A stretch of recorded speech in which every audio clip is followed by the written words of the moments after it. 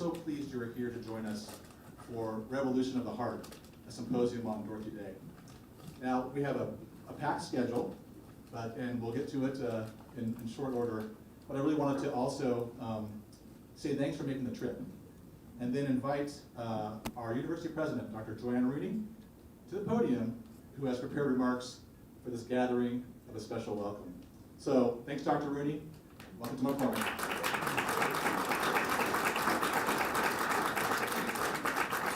Ready to go if you want. Oh yeah, I'll use this one, thank you. Good. Good evening, everyone. What a great crowd. So thrilled to see everyone here tonight. And welcome to Revolution of the Heart, a two-day symposium on Dorothy Day. I am so pleased to be able to be here with you this evening and welcome you to Loyola University Chicago for what we all know is an extremely important event. Special thanks especially to a number of you who've traveled long distances to be with us. We are so glad everyone is here, and truly from our hearts, welcome to Loyola University. I'm especially pleased to welcome Robert Ellsberg, who is now editor-in-chief of Orbis Books, and who actually knew Dorothy Day during his time as a Catholic worker. In addition, it's wonderful to have Day's granddaughter, Kate Hennessy, with us as well. Is Kate here? Can you, okay. Yeah, I know, I'm calling you out, sorry. Kate will actually speak tomorrow on Dorothy Day's ultimate message of hope, no matter how dark our context may be. Yeah, more than appropriate. You know, and it's interesting, looking around the room, my understanding is that originally the organizers of this event had some modest expectations for attendance. And we're so pleased that it generated much more interest than perhaps we initially expected. It's always wonderful when you want to know if you do have enough room and seats for people. So we're ecstatic. And I suspect, though, that it's really the interest in Dorothy Day's life comes from watching a strong, intelligent, courageous woman fully engaged with the Gospels and the message of Jesus that the kingdom of God is at hand. Her life was complicated and sometimes messy, which I think makes it easy for most of us to identify with her, given so much of our own ups and downs that we experience all the time.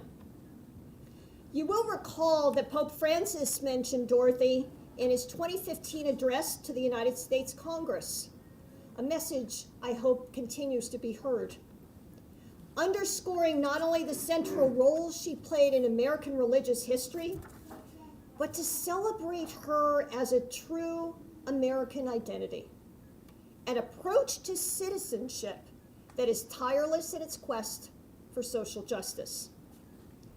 Her example of a lived commitment to justice endures, but it challenges all of us, those who profess to be Catholics, but indeed all people who advocate for a more just and humane world. Dorothy reminds us of who we claim to be. But her example demands that we seriously examine how we care for one another, but especially the poor and marginalized in our society. I do hope that this symposium ignites further interest in this extraordinary woman's life and writings. I especially want to thank the faculty who organized and planned this two-day meeting, and with special thanks to the Hanks Center and the Romanat Seminar, and the several other co-sponsors that we are pleased to say are listed in the symposium program. This collaboration demonstrates Dorothy Day's wide appeal across our academic departments here at Loyola and among our student body. I would now like to invite Michelle Nickerson, Associate Professor of History and instructor of the seminar, Dorothy Day's America, Catholicism in the 20th Century United States. Please come to the podium to introduce this evening's speaker. And again, welcome, and thank you so much for being here.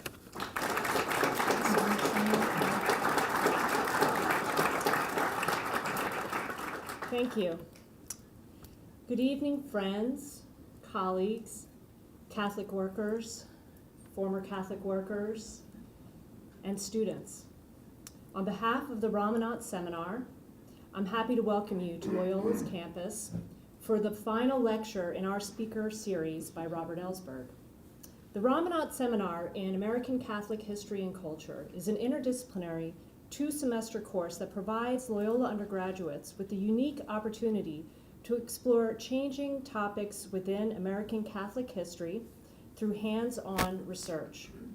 Taught alternately by a Loyola faculty member or a recent PhD in Catholic history, the seminar is limited to 12 students who pursue common readings in the fall semester and individual research projects in the spring semester. The seminar provides students with resources for research, travel, and even publication in digital and print formats, all aimed at their general professional development. The best final research paper or digital project from each year's seminar, voted on by a panel of 3 faculty judges, wins the Susan Ramanujan Prize for Scholarly Excellence. With the theme of this year's seminar, Dorothy Day's America, students are learning about the history of social, environmental, and economic justice in the United States by walking through the 20th century in the shoes of Dorothy Day. So without further ado, I would like to introduce our guest, Robert Ellsberg, who has worked for the past 30 years as editor-in-chief and publisher of Orbis Books, the publishing arm of the Maryknoll Fathers and Brothers. In 1975, Ellsberg dropped out of Harvard to work with Dorothy Day at the Catholic Worker in New York City. He remained part of that community for the last 5 years of Day's life and served for 2 years as managing editor of the Catholic Worker. That is the newspaper. After her death in 1980, he edited her selected writings. He completed his undergraduate degree in religion and literature and later earned a master's in theology from Harvard Divinity School. He has continued to promote the messages and legacy of Dorothy Day through his writings and served as the editor of The Duty of Delight, the Diaries of Dorothy Day, as well as All the Ways to Heaven, Selected Letters of Dorothy Day. He has written many other award-winning books, including All Saints, Daily Reflections on Saints, Prophets, and Witnesses for Our Time, Blessed Among All Women, and The Saint's Guide to Happiness. In addition, he has edited anthologies by Gandhi, Flannery O'Connor, Thich Nhat Hanh, Harvey Cox, and many others. For the past 6 years, he has contributed a daily reflection on saints for Give Us This Day, a monthly prayer journal published by Liturgical Press. Last year, a collection of those pieces for every day was published as Blessings Among Us. Please join me in welcoming Robert Ellsberg.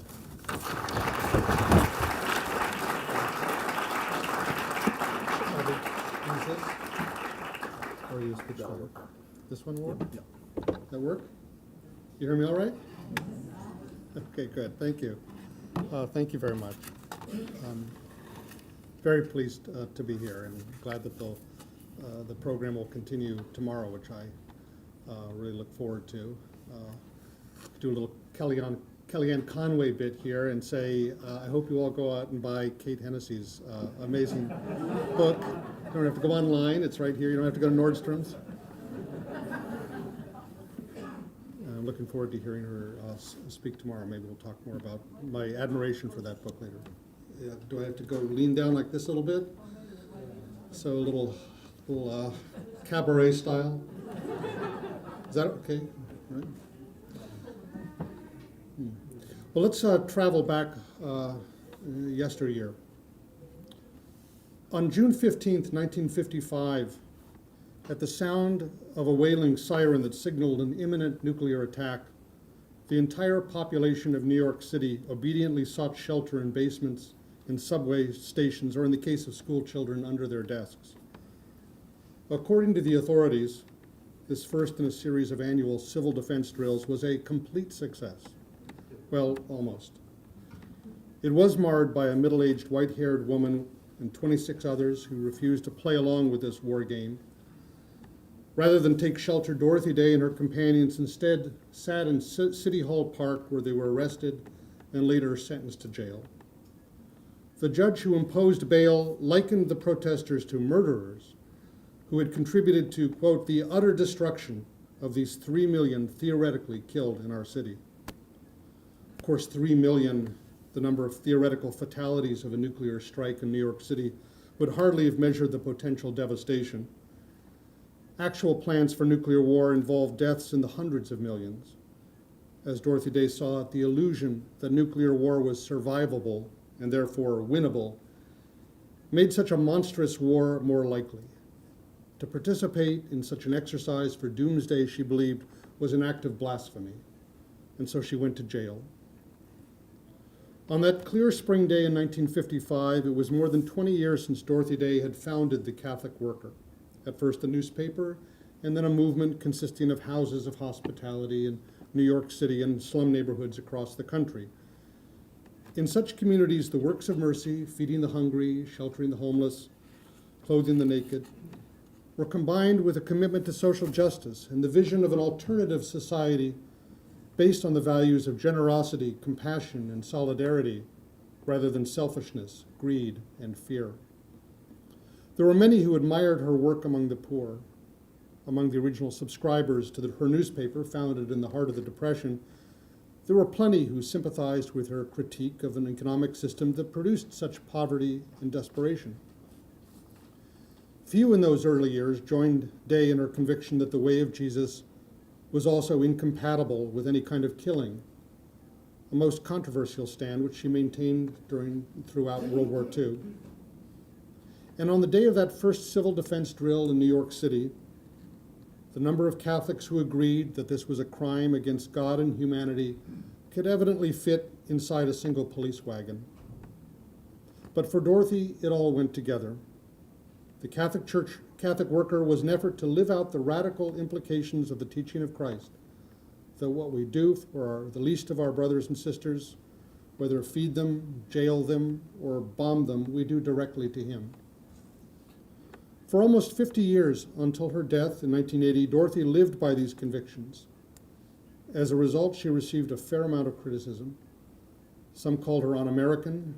She was charged with being weak, irrelevant, and foolish. In reply, she stated, "We confess to being foolish and wish that we were more so." Some accused her of being a secret communist. In the 1950s, J. Edgar Hoover, director of the FBI, placed her name on a list of dangerous radicals to be detained in the event of a national emergency. And yet, the tide has evidently turned. In 2000, Cardinal John O'Connor submitted her cause for canonization in Rome, where, upon its acceptance, she was named a servant of God. In 2012, the U.S. Catholic bishops joined Cardinal Timothy Dolan in endorsing that cause, a long process that may conclude one day in her becoming St. Dorothy. If so, she will certainly be a saint with an unusual backstory, including her arrest on behalf of women's suffrage, her work with socialist papers and other left-leaning organizations, and then there was her decision following an unhappy love affair to have an abortion. All this occurred before her conversion to Catholicism, yet even the circumstances of that conversion are unique in the annals of the saints. This occurred while she was living in Staten Island with a man she deeply loved, though they were not married, and the discovery that she was once again pregnant. This time, in her gratitude, she found herself praying and wishing to have her child baptized, a step she eventually followed. The Catholic Worker came 5 years later when she was 35, following a long, lonely search for her vocation. Aside from the painful separation from her child's father, he was an anarchist who didn't believe in marriage, she had experienced another loss, the feeling that in joining the church, so often a bastion of the status quo, she had betrayed the cause of the oppressed.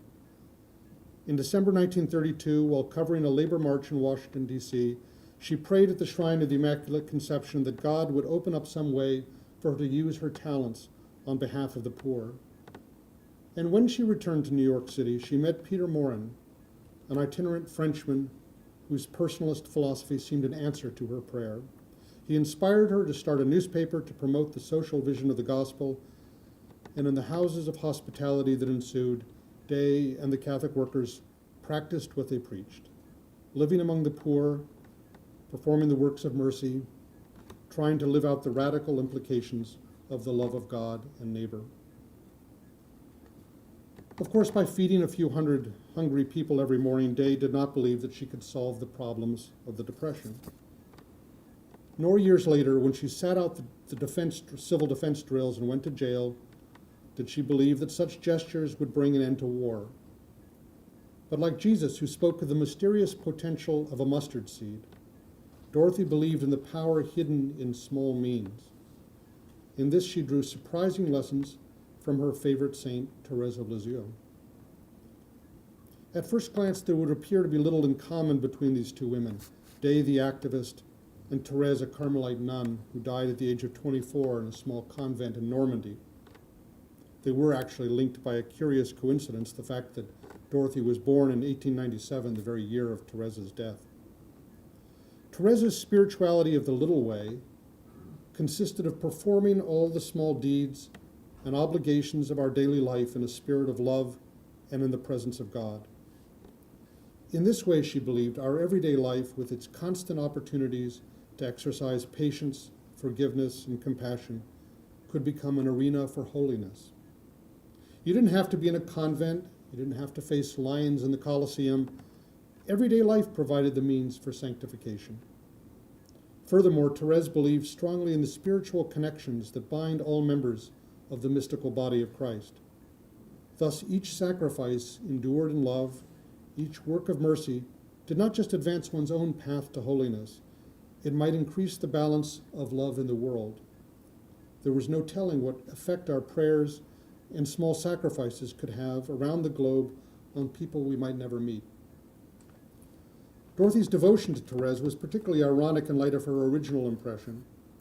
Upon first reading Thérèse's autobiography, which Dorothy received from a priest soon after her conversion, she found it, quote, colorless, monotonous, too small, in fact, for my notice. In short, pious pap. What kind of a saint was this, she said, who felt that she had to practice heroic charity in eating what was put in front of her, and taking medicine, enduring cold and heat, enduring the society of mediocre souls, and following the strict regime of the convent of Carmelite nuns, which she had joined at the age of 15. And yet Dorothy would come to see in Thérèse not only a great saint, but one with a message particularly relevant for our times. What accounted for this change of heart? The answer lies in her experience with the Catholic worker.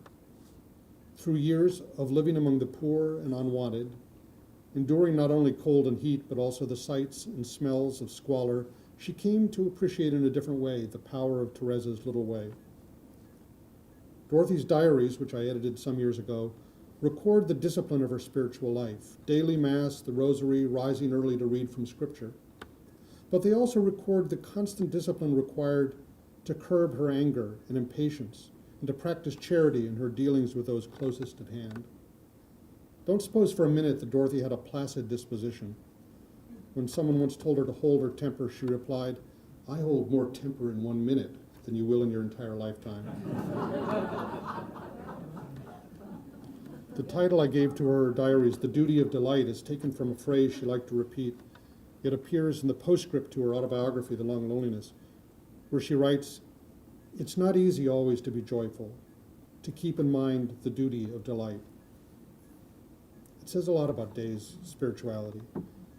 It's one thing to love people who are lovable. It's one thing to feel delight when things are delightful. But the heart of the gospel is adding love, even when there is no love. Loving the person beside us, even if that person is disagreeable. Living for so many years in a fractious community, made up of so many broken and damaged souls, was a truly heroic task. But if you willed to love someone, if you willed to see Christ in them, you could do it. That's what Dorothy believed. It didn't mean it was any easier for Dorothy than for the rest of us. Yet it was the exercise of her faith in these small ways, the effort to live her daily life in the conscious presence of God, that equipped her for the extraordinary and heroic actions she performed on a wider stage. At the same time, with St. Therese, Day believed strongly in the power of things that are apparently marginal and of little account. She actually spent many years writing a book about Therese, motivated, she said, by her desire to call attention to the social implications of Therese's teachings, the significance of all the little things we do or fail to do. This included the protests we make, appearing foolish while standing on a street corner with a sign for peace, or handing out a leaflet, or going to jail for a few days. These gestures, though apparently foolish and ineffective, no more than a pebble in a pond, might set forth ripples that could transform the world. In the Gospels, this principle is illustrated in the story of Jesus' multiplication of the loaves and fishes. Dorothy drew on that image, Loaves and Fishes, for the title of one of her books. There she wrote, "One of the greatest evils of the day is the sense of futility. Young people say, what good can one person do? What is the sense of our small effort? They cannot see that we must lay one brick at a time, take one step at a time. We can be responsible only for the action of the present moment, but we can beg for an increase of love in our hearts that will vitalize and transform all our individual actions, and know that God will take them and multiply them as Jesus multiplied the loaves and fishes."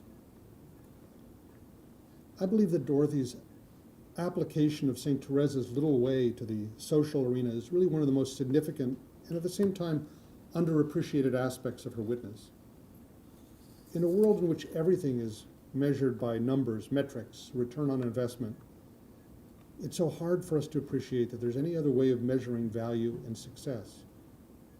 But then how are we to understand Christ's message that it is only if the seed falls into the ground and dies that it bears much fruit? Dorothy summed this all up in one of her most frequently cited lines. The greatest challenge of the day is this: how to bring about a revolution of the heart, a revolution which has to start with each one of us. Just as St. Therese and Dorothy Day would appear on the surface to be cut from very different cloth, the same might be said of Dorothy and the current Bishop of Rome. On the one hand, a single mother, a layperson who came to the Catholic Church in her 30s after a life immersed in social activism. On the other hand, the son of Italian immigrants in Argentina, who was raised as a Catholic and early in his life felt a call to the priesthood.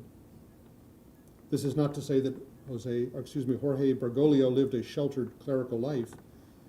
He comes from a missionary order, the Society of Jesus, you know well here, that in the 1970s made a decisive shift to define its mission as the promotion of faith that does justice. He comes from a Latin American church that contributed the notion of a preferential option for the poor. He served as provincial of the Society of Jesus during the Dirty War in Argentina, when tens of thousands of people, including many priests, sisters, and lay Catholics, some of whom he knew well, were tortured and disappeared by the military government and its death squads. While serving as Archbishop of Buenos Aires, he urged his priests to work in the slums and shantytowns. All of this he brought with him at the time of his election as Pope in the conclave in 2013. I would not assume that he had heard of Dorothy Day before that time. And yet over and over again in his words and actions, it has almost seemed as if he were channeling her spirit. I thought of this especially in connection with his call for a revolution of tenderness, a catchphrase that he's repeated in many of his writings and statements. Despite their differences in background and age, Dorothy was old enough to be his mother, they obviously read the same Gospels. But more significantly, they read the Gospels through what you could call a Franciscan lens. This is a perspective that highlights Jesus' poverty, what you might call his option for those on the margins.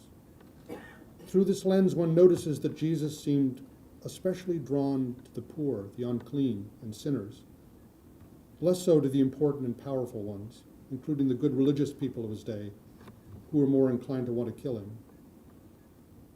Jesus opted for the way of self-emptying, relinquishment of worldly power and influence. And as Dorothy always liked to point out, he achieved his mission by way of apparent failure.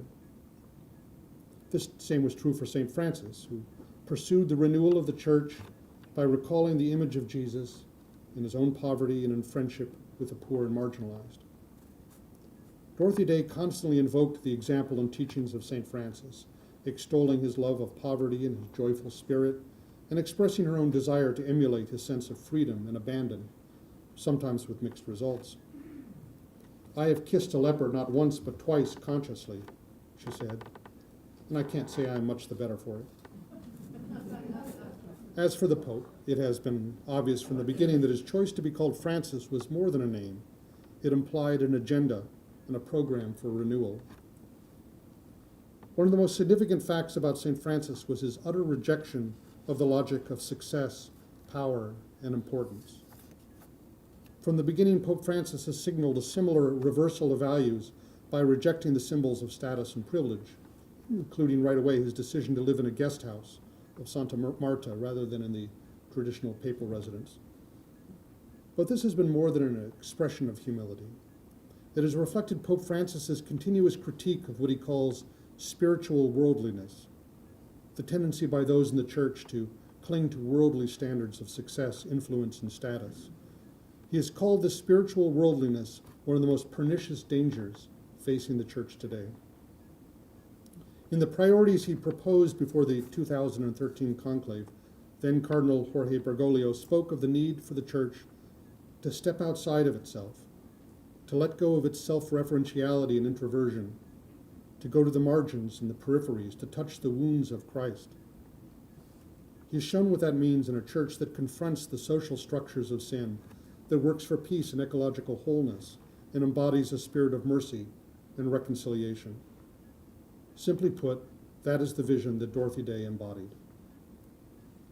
Thus, it did not come as a total surprise when Pope Francis, while visiting the United States last year, invoked her name. More surprising was the context. In an address before a joint session of Congress and among a group of 4 great Americans, as he called them, including Abraham Lincoln, Martin Luther King Jr., and Thomas Merton, around whom he organized his remarks. "In these times, when social concerns are so important," he stated, "I cannot fail to mention the servant of God, Dorothy Day, who founded the Catholic worker movement. Her social activism, her passion for justice and for the cause of the oppressed were inspired by the gospel, her faith, and the example of the saints." I can only imagine a certain amount of head scratching in Congress and beyond that greeted these words. The 2 Catholics he named, Day and Merton, were hardly household names, and those in Congress who did recognize her name might have been aware that Dorothy had been called many other things besides a great American, such as traitor, heretic, subversive, and of course communist. Now we'd say, nasty woman. Lest you think that this was in the distant past, when Dorothy Day's cause for canonization was endorsed by the U.S. bishops, a state senator from Virginia wrote Pope Benedict to say he was revolted by the thought that a person of such loathsome character might be considered a saint. That would not have deterred Pope Francis. When his Joy of the Gospel was published, there were critics who also accused him of sounding like a Marxist, Rush Limbaugh and others. This is the inevitable reaction whenever Christians go beyond feeding the hungry to ask why there are so many hungry people.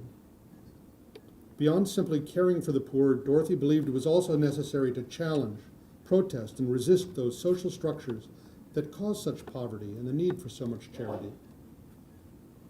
The seeds of this conviction extended back to her early life. In her autobiography, she recalls how her heart had been stirred by stories of the saints and their charity toward the sick, the maimed, the leper. But there was another question in my mind, she said. Why was so much done in remedying the evil instead of avoiding it in the first place? Where were the saints to try to change the social order, not just to minister to the slaves, but to do away with slavery? In effect, her vocation took form around this challenge. Because of Dorothy Day, future generations of Christians would not have to ask her question, where are the saints to try to change the social order? It's a question she answered with her own life. How could Pope Francis fail to recognize in Dorothy Day a kindred spirit? In his apostolic exhortation, The Joy of the Gospel, he wrote in terms that might have appeared in the Catholic Worker. Just as the commandment, "Thou shalt not kill," sets a clear limit in order to safeguard the value of human life, today we must also say, "Thou shalt not to an economy of exclusion and inequality, such an economy kills. In words that Dorothy might have written, he observed, "How can it be that it is not a news item when an elderly homeless person dies of exposure, but it is news when the stock market loses 2 points?" In his first trip out of Italy, the Pope visited the island of Lampedusa, a way station for immigrants where thousands have drowned at sea. There he decried a culture of comfort and the globalization of indifference that renders us incapable of feeling the pain of others. Who weeps for these victims, he asked. Clearly Pope Francis does, and so did Dorothy Day before him. Before the Pope's trip to America, I had imagined the pleasure of telling him about this American Catholic who had so embraced his vision of a church that is poor and for the church, for the poor, whose call for a revolution of the heart was echoed by his own call for a revolution of tenderness. I would have described how she touched the wounds of Christ every day, how she spoke out and demonstrated against war and injustice, going to jail in solidarity with striking farm workers or protesting plans for nuclear war, how she stood virtually alone among Catholics of her day in bearing witness to the gospel message of nonviolence, the commandment to love our enemies. I would have told the Pope how Dorothy exemplified the Beatitudes, that hers is the face that comes to my mind when I envision the poor of spirit, the meek, the pure of heart, the mournful, the peacemakers, and those who hunger and thirst for God's righteousness. But evidently no intervention on my part was necessary. Pope Francis was apparently well briefed about Dorothy Day before undertaking his trip. His references to Day, Merton, Lincoln, and King were only part of a remarkable speech in which he expressed his solidarity with immigrants and refugees, the object of so much fear and vilification today, called for abolition of the death penalty, affirmed that the common good also includes the earth, denounced the blood-drenched arms trade, and defined what it means to make America great, to invoke a familiar catchphrase, in terms of the dreams embodied by his 4 great Americans. But what, on the other hand, if I could have sat down with Dorothy Day to tell her about Pope Francis? How thrilling it would be to tell her about a pope who took his name from St. Francis. So often she criticized the ecclesial trappings of power and privilege. How she would have delighted in Francis's gestures of humility, his call for shepherds who have the smell of the sheep, his washing the feet of prisoners. With her love for the Cuban people, how glad she would have been to know of his role in resolving the diplomatic impasse between our countries. With her lifetime among the poor and discarded, how she would have resonated with his words, "I prefer a church which is bruised, hurting, and dirty because it has been out on the streets, rather than a church which is unhealthy from being confined and from clinging to its own security." How moved she would be to learn of his deep friendship with a Jewish rabbi, his love for opera and Dostoevsky, and his exhortation to spread the joy of the gospel. She always respected church leaders, but in such a pope, I believe, she would have recognized the fulfillment of her dreams. But there is another personal level in which Dorothy would connect with a pope who could describe himself simply as a sinner whom the Lord has looked upon. Her early life was marked by her passion for social justice, but also by much sadness and moral confusion. Following her abortion, she twice tried to commit suicide. As she wrote in her diary, "Aside from drug addiction, I committed all the sins young people commit today." It was later, after again finding herself pregnant, that she felt such a joy and gratitude for the mercy of God that she decided to become a Catholic.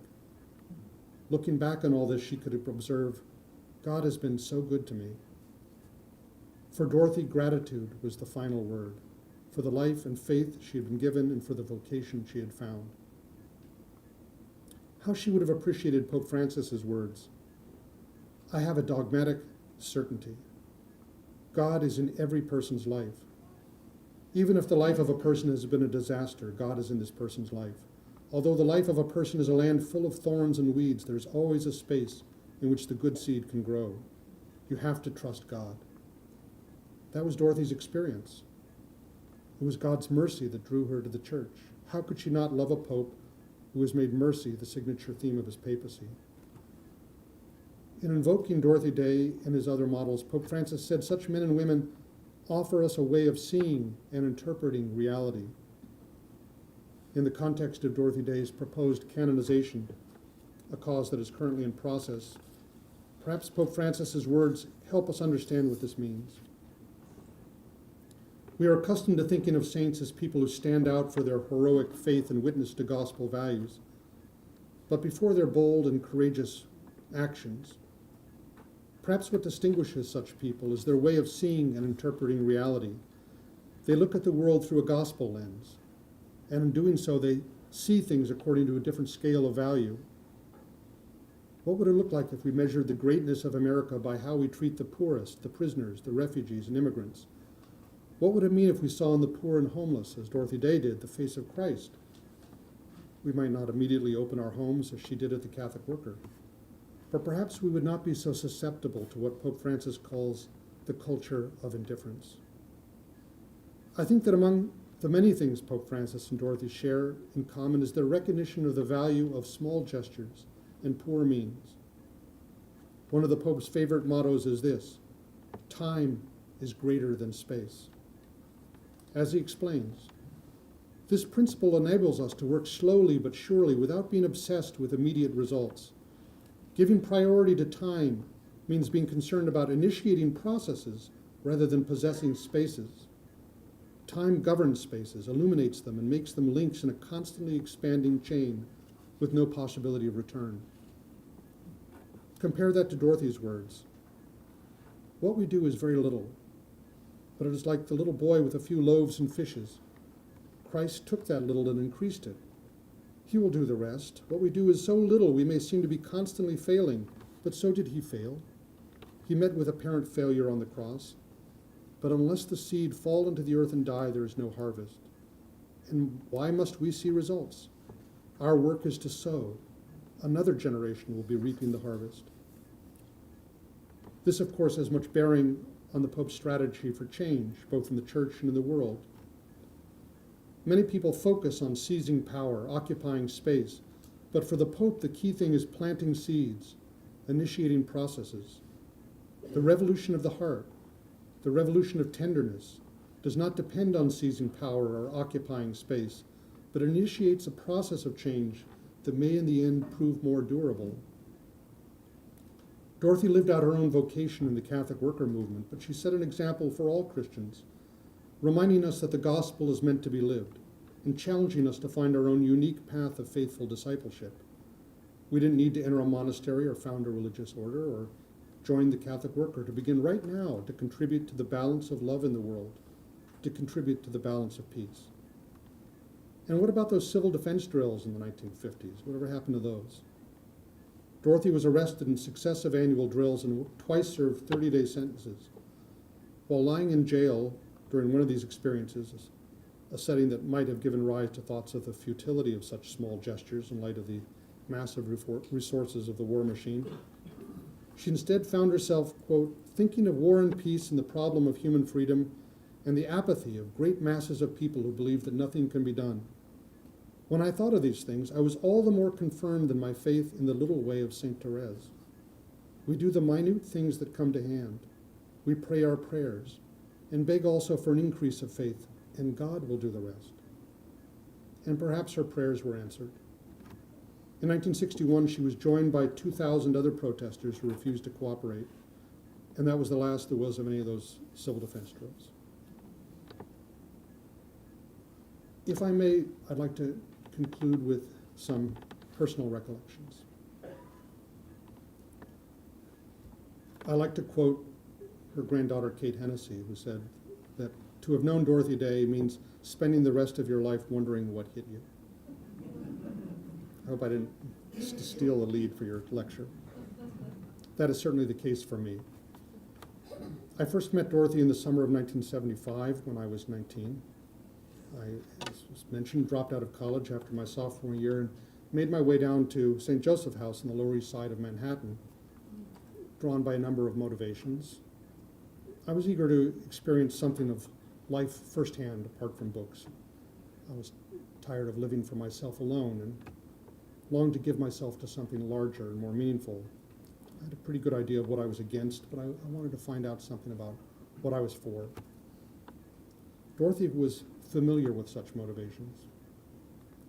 "What's it all about, the Catholic worker movement?" she asked in one of her last columns.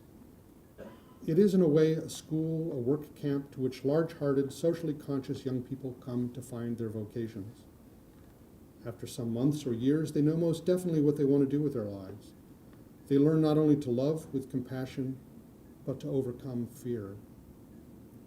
In my case, I had intended to stay just a few months, but I ended up remaining for 5 years, how things go, which did turn out to be the last 5 years of Dorothy's life. And in the end, I did find much of what I'd been seeking, and probably more. I remember our first encounter. Dwight MacDonald, in a famous New Yorker profile, once compared Dorothy to, quote, "an elderly school teacher or librarian.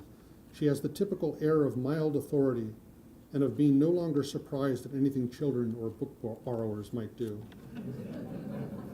Naturally, I was a little apprehensive. Knowing the importance of first impressions, I had spent a lot of time preparing to ask just the right question. But when the moment came, all I could do was blurt out, "How do you reconcile Catholicism and anarchism?" And she looked at me with that bemused expression I came to know well and said, "It's never been a problem for me."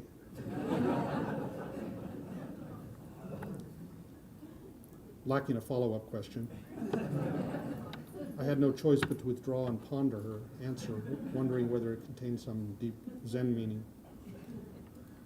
Over time, I came to realize that Dorothy wasn't particularly interested in abstractions. The interesting question for Dorothy was how ideals were lived out and set in motion, whether in the case of St. Francis or St. Teresa or Sacco and Vanzetti, Tolstoy, Chekhov.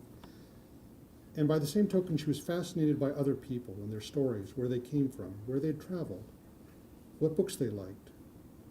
"What's your favorite novel of Dostoevsky?" was a question she might ask. And it wasn't a test. It was genuinely curious by your answer. And it turned out not to be that hard to get to know her, especially if you weren't overly reverent. She thrived on conversations over a cup of coffee or around the kitchen table. She had a sly sense of humor and an almost girlish laugh, which people are surprised to hear about, given those severe photographs that she's known for. A few months after my arrival, Dorothy asked me to become the managing editor of the Catholic Worker paper. She was largely in retirement, and the management of the house and the newspaper, day-to-day work of hospitality, were in the hands of those she called the young people. At 20, I definitely qualified as young. Otherwise, I had no other qualifications. I wasn't even a Catholic. My appointment evidently had more to do with the fact that nobody else was particularly interested in the job.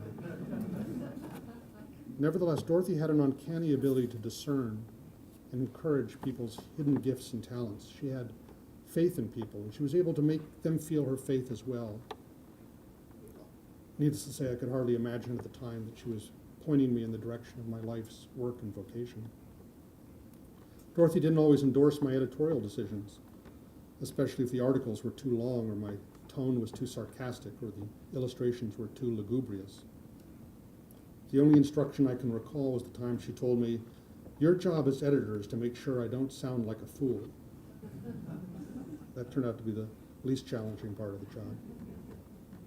Life at the Catholic Worker involved constant improvisation. One day it might involve getting up early to help prepare for the morning line, the 100 or so down and out men and women who showed up each day, rain or shine, for a bowl of soup, some bread and tea. It might involve adjudicating a dispute between unruly guests in the house of hospitality, which I like to call the ambassadors of God, or welcoming visitors, folding newspapers to be mailed across the country, begging for vegetables at the wholesale market, or cleaning one of the regularly clogged toilets. My personal talents did not lie in that area.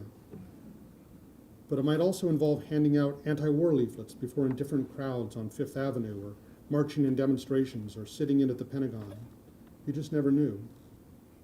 As for Dorothy, she answered the mail, said her prayers, attended daily mass at the local parish when she was able, and joined the community at the end of the day in reciting evening prayers. Dorothy was attracted to young people. Their idealism, their energy, their instinct, as she liked to say, for the heroic. "We must always aim for the impossible," she said. "If we lower our goal, we also diminish our effort." and she was understanding of our mistakes and foibles. The memory of her own youthful struggles made her particularly sensitive to the searchings and sufferings of youth.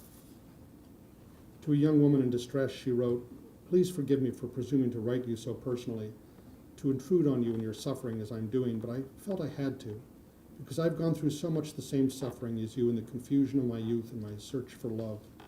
It's a very real agony of our own, wanting human love, fulfillment, and one so easily sees all the imperfections of this love we seek, the inability of others ever to satisfy this need of ours, the constant failure of those nearest and dearest to understand, to respond." Dorothy spent most of her life among the down and out, amidst the sights and smells of poverty, eating plain and often ill-prepared food, enduring bedbugs and lice constantly, worrying about sufficient funds to cover the cost of the lights or the beans for the soup. In other words, putting up with sacrifices and worries as rigorous as anything St. Therese could have envisioned. In light of this reality, I was surprised to discover her fastidious nature, her cultivated tastes, her love of classical music, the opera, flowers, beautiful things. She loved to quote Dostoevsky's words, "The world will be saved by beauty." There's a famous story about the time someone donated a diamond ring to the Catholic worker. Everyone wondered what Dorothy would do with it. Could have paid for a lot of beans. She gave it to an old woman who used to hang around the worker, a woman so disagreeable that she had earned the nickname the Weasel. When it was pointed out that the ring could cover her rent for most of a year, Dorothy said she could do with it what she wanted. Use it for rent, take a trip to the Bahamas, or keep it to admire. As she said, "Do you suppose God created diamonds only for the rich?" When I heard that story, I recognized that distinctive audacity or over-the-topness that distinguishes holiness from just being especially nice. Whether it is St. Francis kissing a leper or the woman who wasted a large quantity of oil anointing Christ's body. In the realm of her social activism, it has its analog in her reply to an exasperated IRS agent who asked her to estimate how much federal income tax she thought she owed. "Why don't you just figure it out, how much I owe, then tell me, and then I just won't pay it."